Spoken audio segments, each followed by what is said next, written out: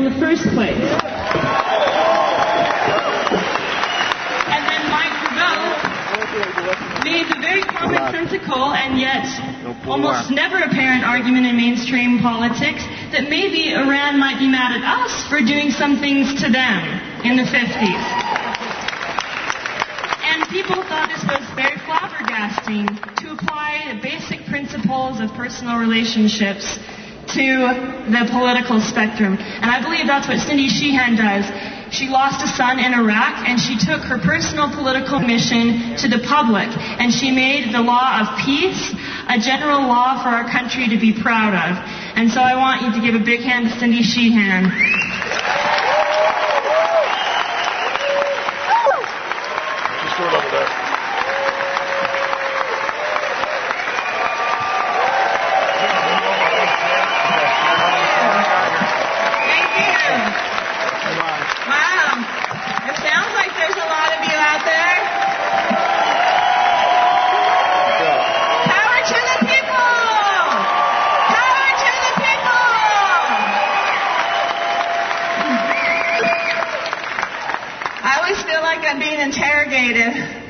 Maybe they're getting me ready for when I actually do go to Gitmo. But I'd like to introduce, just to acknowledge, the Green Party candidate for senator here in Colorado, Bob Kinsey.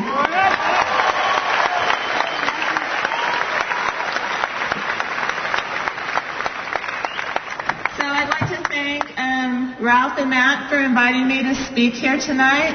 I think that third-party politics, I like to call it really second-party politics.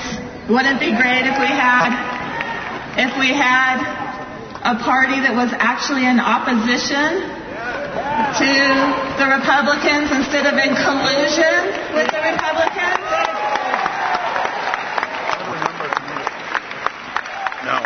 I have a new name for the Republicans and Democrats. You know, I can call them the corporatist war party. I can call them the two-party duopoly.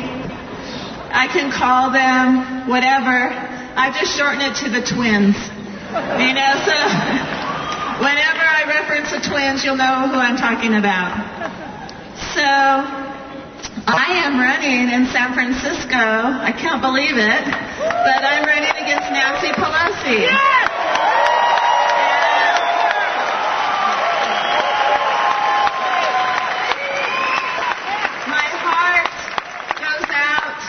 To the Nader campaign for having to get signatures to get on the ballot in so many states, because we did it in San Francisco. We had to get 10,198 signatures as independents. California has the fourth strictest guidelines for shutting the voice of the people out. That's what it's all about. The twins, they don't care about the people. They don't care about you losing your homes. They don't care about you. What they care about are the mortgage bankers who made those loans. That's who they bail out. They are, oh, socialism's so bad, capitalism's so great. But when capitalists go belly up, they socialize the risk. Yes, and they make us pay for it.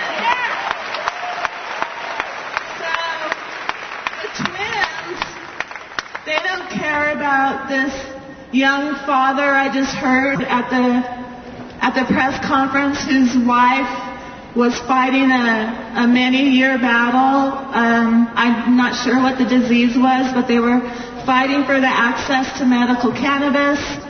Their legal fight, their medical fight has bankrupted them.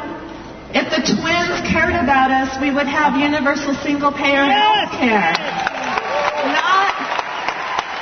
Not an Obama-Pelosi plan that forces us to buy health care, that keeps the health insurance companies of profiteers in line.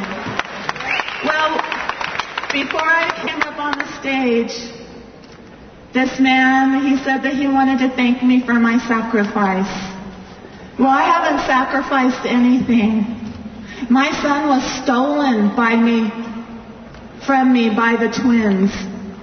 My son was sent to fight and die and perhaps kill innocent people and for the military-industrial complex.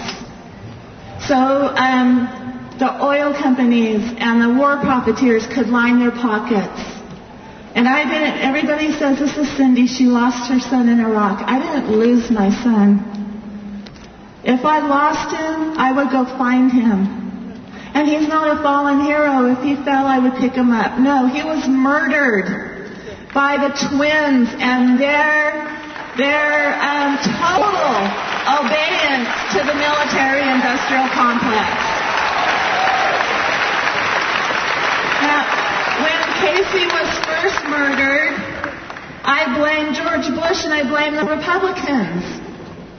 You know, then the more work I did, the more I became to realize that it's not George Bush and the Republicans. They're problems, but they're not the problems.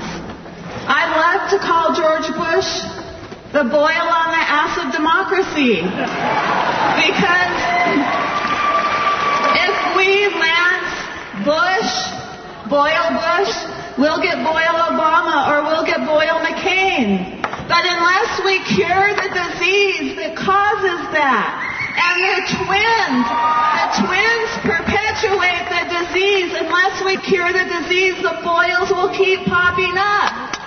And until we, the people of America, vote out of our courage and our integrity and not out of our fear, the boils will keep popping up.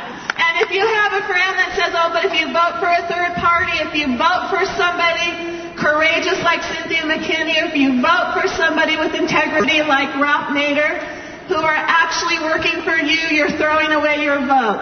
Well, I say if you vote for Obama or McCain, you're throwing away your vote.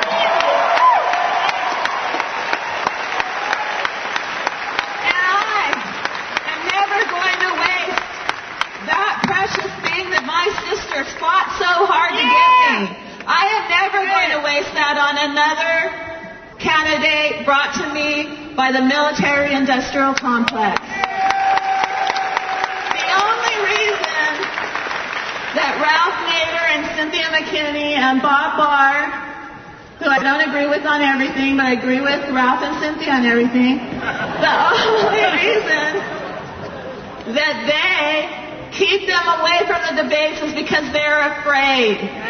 They don't want their disease pointed out, and they don't want their disease cured. They could be filled with integrity and courage like other candidates and truly work for the people, but they don't. They have chosen to sell out. That's right. And Ralph Nader and Cynthia McKinney have never sold out. They won't sell us out. So, John and Barack are frightened to have alternative visions included in the campaign, in the debates. My opponent, Nancy Pelosi, has not agreed to debate me, and I'm standing here challenging her to a debate and saying,